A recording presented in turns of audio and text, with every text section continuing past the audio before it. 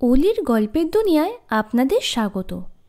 আজকে আপনারা শুনবেন পরশুরামের লেখা জটাধর বক্সী। নতুন দিল্লির গোল মার্কেটের পিছনে কুচা চমৌকিরাম নামে একটি গলি আছে। এই গলির মোড়েই কালীবাবুর বিখ্যাত দোকান ক্যালকাটা টি কেবিন। এখানে চা, বিস্কুট, সস্তা কেক, সিগারেট, চুরুট আর বাংলা পান পাওয়া যায়। তামাকের ব্যবস্থার গোটাকত হুঁকোও আছে। 2-1 মাইলের মধ্যে যেসব অল্পবিত্ত বাঙালি বাস করেন তাদের অনেকে কালীবাবুর দোকানে চা খেতে আসেন। সন্ধ্যার সময় খুব লোক সমাগম হয় এবং জাঁকিয়ে আড্ডা বসে। পৌষ মাস পড়েছে, সন্ধে 6:30। বাইরে খুব ঠান্ডা, কিন্তু কালীবাবু টি কেবিন বেশ গরম। ঘরটি ছোট, একদিকে চায়ের উনুন জ্বলছে। 15-16 জন পিপাসু ঘেঁষাঘেঁষি করে বসেছেন। সিগারেট, চুরুট আর তামাকের ধোঁয়ায় ঘরের ভিতর ঝাপসা হয়ে গেছে। রামতারণ মুকুজ্জে কথা বলছিলেন। এর বয়স প্রায় 65। মিলিটারি অ্যাকাউন্টসে কাজ করতেন। 10 বছর হলো অবসর নিয়েছেন। 2 ছেলেও দিল্লিতে চাকরি পেয়েছে। সেজন্য রামতারণ এখানকার স্থায়ী বাসিন্দা হয়ে গেছেন। ইনি একজন সব জানতা লোক। কথা বলতে আরম্ভ করলে থামতে চান না। অন্য লোককে কিছু বলবার অবকাশও দেন না। চায়ের আড্ডায় সবাই একে উপাধি দিয়েছে বিরাট ছেঁদা, অর্থাৎ দ্য গ্রেট বোর।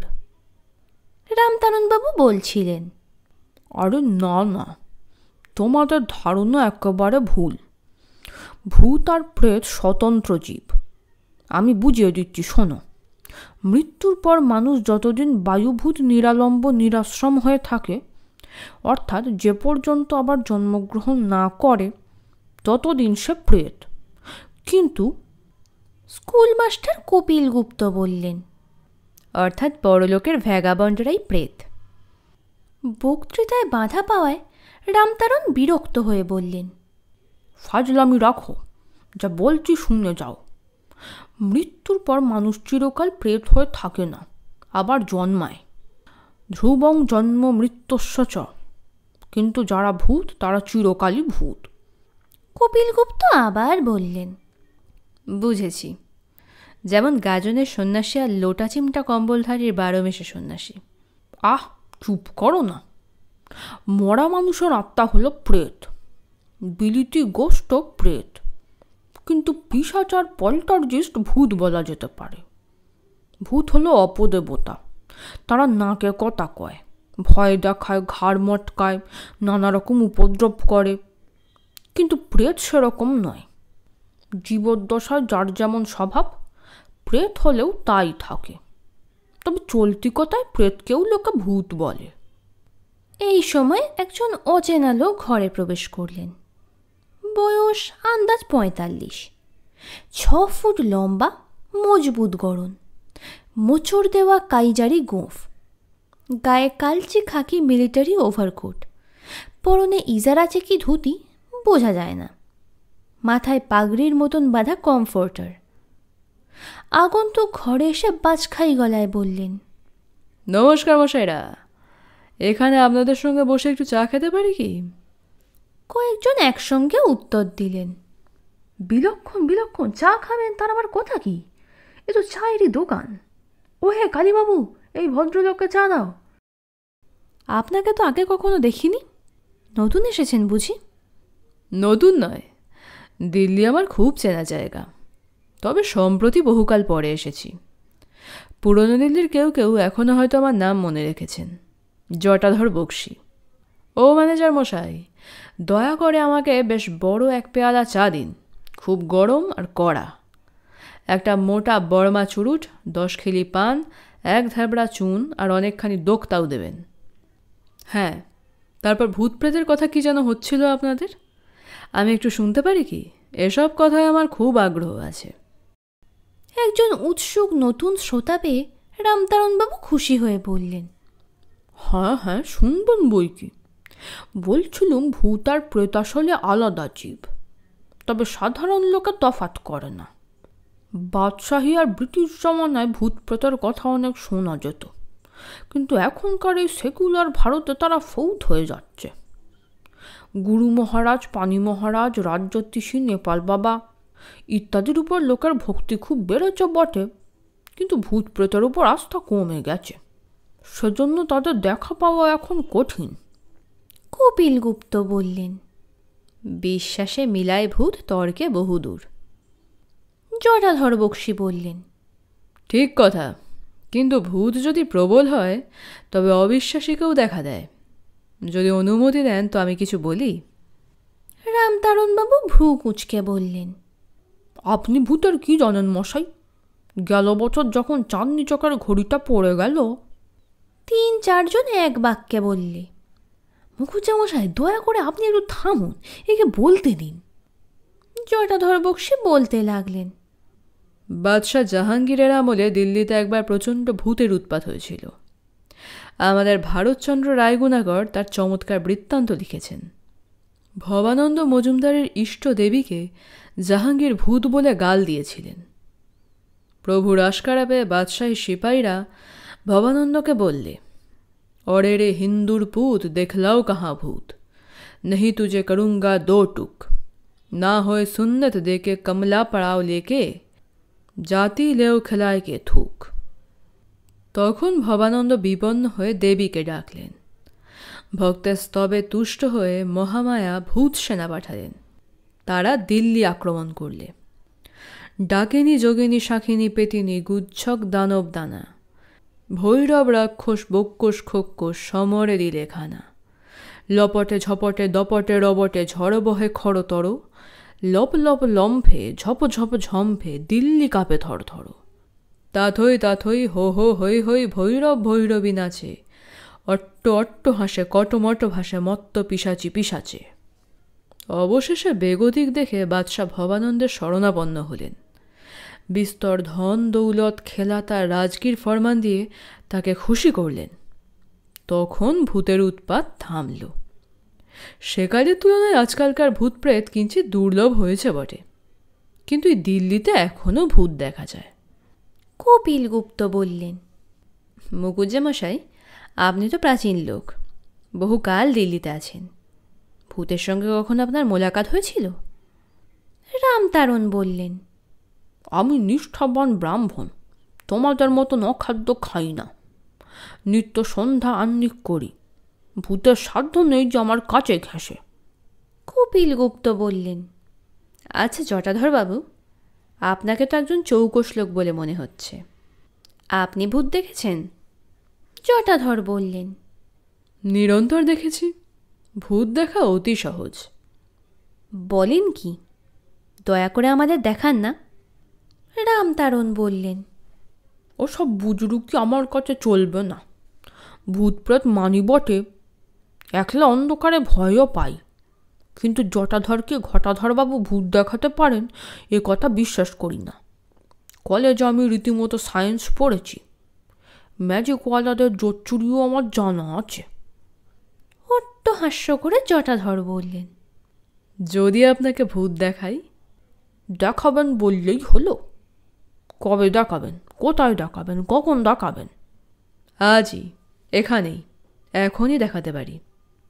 কপিলগুপ্ত বললেন। দেখিয়ে ফেলুন মশাই, আর দেরি করবেন না, আমাদের বাড়ি ফেরবার সময় হলো।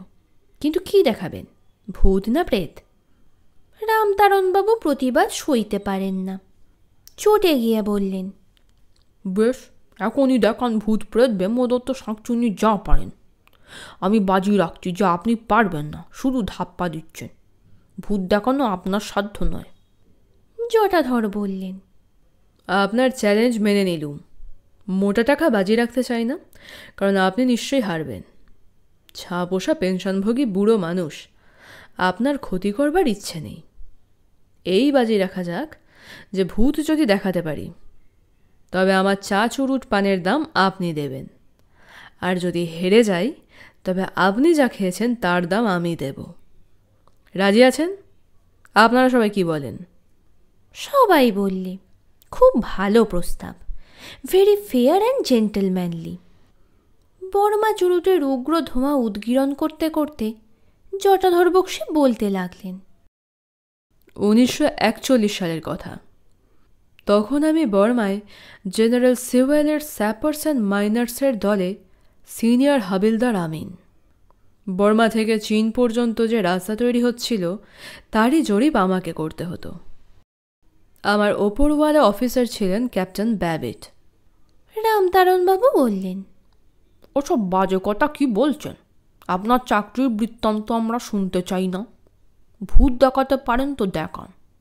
2 হাত নেড়ে আশ্বাস দিয়ে জটাধর বললেন, ব্যস্ত হবেন না স্যার, আমার কথাটি শেষ হওয়া মাত্র ভূত দেখতে পাবেন। তখন জাপানিরা দক্ষিণ বর্মায় পৌঁছেছে। তাদের আরেক দল থাইল্যান্ডের ভেতর দিয়ে বর্মার উত্তর পূর্ব দিকে হানা দিচ্ছে। আমাদের সার্ভে পার্টি সে সময় শান স্টেটের উত্তরে কাজ করছিল। দলটি খুব ছোট। ক্যাপ্টেন ব্যাবিট, আমি, 5 জন গোর্খা সেপাই, 5 জন বর্মী কুলি, একটা জিপ, আর আমাদের তাঁবু, রসদ, থিওডোলাইট লেভেল, চেন ঝান্ডা ইত্যাদি বইবার জন্য 4টে খচ্চর। আমরা যেখানে ছাউনি করেছিলুম সে জায়গাটা পাহাড় আর জঙ্গলে ভরা। মানুষের বাস নেই। বাঘ, ভাল্লুক, ঘোড়ার প্রভৃতি জানোয়ারের খুব উপদ্রব, কিন্তু বন্দুক দিয়ে মারা বারণ, পাছে শত্রুরা টের পায়। ব্যাবিট সাহেবের সঙ্গে 1 টিন স্ট্রিকনিনের বড়ি ছিল, জিলেটিন দিয়ে মোড়া। পেটে গেলে 3 মিনিটের মধ্যে গলে যায়। মাংসের টুকরোর সঙ্গে সেই বড়ি মিশে ক্যাম্পের বাইরে ফেলে রাখা হতো। রোজই 2-4টে জানোয়ার মারা পড়ত। একদিন গুজব শোনা গেল যে জাপানিরা আমাদের 20 মাইলের মধ্যে এসে পড়েছে। ক্যাপ্টেন ব্যাবিট বললেন, ও হ্যাঁ বক্সি, শুধু তুমি আর আমি একটু এগিয়ে গিয়ে দেখি চলো, আর সবাই ক্যাম্পেই থাকুক। শিয়াংখাই শেখ আমাদের সাহায্যের জন্যে একটা চীনা পল্টন ইউনান থেকে পাঠিয়েছে।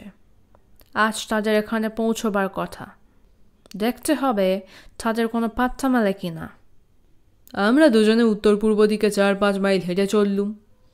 সামনে একটা নিবিড় জঙ্গল, তারও ধারে একটা ছোট পাহাড়। সাহেব বললেন ওই পাহাড়ের উপর উঠে দূরবীন দিয়ে চারিদিক দেখতে হবে। আমরা জঙ্গলে ঢুকলুম। সঙ্গে সঙ্গে 50 জাপানি আমাদের ঘিরে ফেললে। রামতারণবাবু অধীর হয়ে বললেন, ওহে বক্সি, তুমি তো কেবলই বক বক করে চলেছ। শেষকালে হয়তো বলবে যে তুমি নিজেই একটি জাপানি ভূত দেখেছিলে। সেটি চলবে না বাপু, তোমার দেখা ভূত মানব না। জটাধর বললেন, আপনি নিশ্চিন্ত থাকুন, আর একটু পরেই আপনারা সবাই সচক্ষে ভূত দেখবেন। তারপর শুনুন। ক্যাপ্টেন ব্যাবিট বললেন, বক্সি, আত্মরক্ষার কোনো উপায় নেই, হাত তুলে সারেন্ডার করো। আমরা হাত তুলতেই জাপানিরা কাছে এলো। এমন রোগা হাড্ডিসার পল্টন কোথাও দেখিনি। তাদের 3-4 জন আমাদের গাল, কাঁধ, হাত পা টিপে টিপে দেখতে লাগলো। একজন সাহেবের কাঁধে কামড়ে দিলে, আর সবাই তাকে ধমক দিয়ে টেনে নিয়ে গেল। ব্যাবিট সাহেব একটু আধটু জাপানি ভাষা বুঝতেন, তাই জিজ্ঞেস করলুম, এদের মতলব কি? সাহেব বললেন, মাই পুয়ার বক্সি, বুঝতে পারছো না? এদের ভাড়ার শূন্য। রসদ যা আসছিল শান ডাকাতরা লুট করে নিয়েছে। 7 দিন উপোস করে আছে, খিদে পেট জ্বলছে। তারপর দেখলুম ওদের কয়েকজন একটা উনুন বানিয়ে আগুন জ্বেলেছে, তার উপর মস্ত একটা ডেচকি চাপিয়েছে। টি কেবিনে যারা উপস্থিত ছিলেন তাদের মধ্যে বীরেশ্বর সিংহি একটু বেশি ভীতু। ইনি শিউরে উঠে বললেন, এই সময় চীনা পল্টন এসে পড়ল বুঝি? জটাধর বললেন, কোথায় পল্টন? 4 জন জাপানি এগিয়ে এলো, 2 জনের হাতে দড়ি আর 2 জনের হাতে তলোয়ার। সাহেব বললেন, বক্সি, এই 4টে বড়ি এখনই গিলে ফেলো। আমি বললুম, আগে থাকতেই বিষ খেয়ে মরব কেন? যতক্ষণ শ্বাস ততক্ষণ আস। সাহেব ধমক দিয়ে বললেন, যা বলছি তাই করো, আমি তোমার কমান্ডিং অফিসার। অবাধ্য হলে কোর্ট মার্শালে পড়বে। কি আর করা যায়, বড়ি 4টে গিলে ফেললুম। সাহেবও গিললেন। বীরেশ্বর সিংহি আঁতকে উঠে বললেন, হ্যাঁ, বিষ খেলেন? তারপর চীনা ফৌজের ডাক্তার এসে বিষ বার করে ফেললো বুঝি? চীনা ফৌজ 1 ঘন্টা পরে এসেছিল। আমাদের যা হয়েছিল শুনুন। 2 জাপানি আমাদের হাত পা বেঁধে ঘাড় নিচু করে বসিয়ে দিলে, আর 2 জাপানি তলোয়ার দিয়ে ঘ্যাঁচ। বীরেশ্বরবাবু মাথা চাপড়ে চিৎকার করে উঠলেন, ওরে বাপ রে বাপ! হ্যাঁ মশাই, তলোয়ারের চোপ দিয়ে ঘ্যাঁচ করে আমাদের মুন্ডু কেটে ফেললে। রামতারণবাবু ক্ষীণ কণ্ঠে বললেন, তবে বেঁচে আছেন কি করে? বজ্র গম্ভীর স্বরে জটাধর বক্সী বললেন, কে বললে বেঁচে আছি? আপনার হুকুমে বাঁচতে হবে নাকি? আমাদের কেটে টুকরো টুকরো করলে, ডেকচিতে সেদ্ধ করলে, চেটে পুটে খেয়ে ফেললে। খিদের চোটে স্ট্রিকনিনেতে তো টেরই পেল না। তারপর 3 মিনিটের মধ্যে সবকটা জাপানি কনভলশন হয়ে পটপট করে মরে গেল। ক্যাপ্টেন ব্যাবিটের মতন বিচক্ষণ অফিসার দেখা যায় না মশাই। আশ্চর্য দূরদৃষ্টি। আচ্ছা, আপনারা বসুন, আমি এখন চললুম। ও কালীবাবু, আমার বিলটা রামতারণবাবুই শোধ করবেন। নমস্কার। গল্পটি ভালো লেগে থাকলে ভিডিওটিতে একটি লাইক করতে ভুলবেন না এবং বাংলা সাহিত্যের আরও গল্প শোনার জন্য চ্যানেলটি সাবস্ক্রাইব করে দেবেন।